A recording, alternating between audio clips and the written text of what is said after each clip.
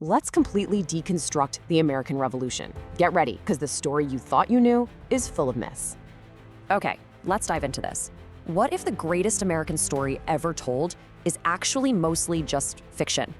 Sure, taxation without representation was a massive factor, but honestly, it's really only half of the true story.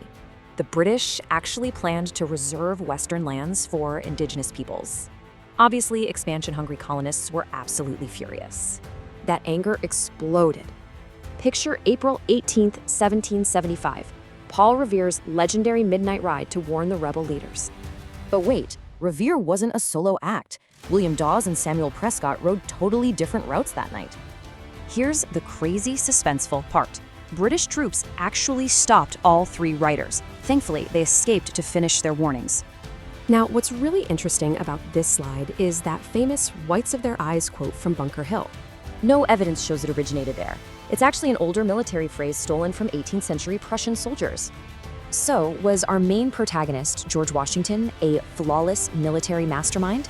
Well, he'd never commanded a large unit. Thomas Paine, the guy who wrote Common Sense, shockingly claimed Washington literally slept away his time in the field.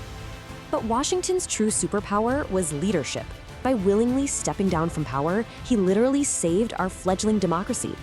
Let's move to and see how this builds. Our nation's birth wasn't a one-day cinematic climax. It's way messier.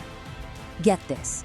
John Adams actually predicted July 2nd would be celebrated as our national holiday, not the 4th.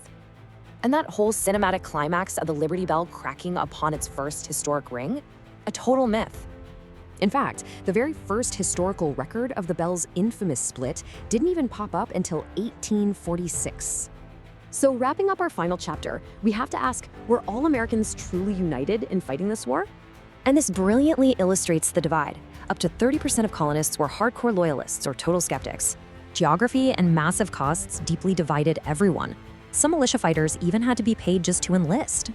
The division was so fierce that by 1786, 80,000 loyalists completely fled the colonies for Britain. So it really makes you wonder, how many other historical stories you've been told are actually just total myths?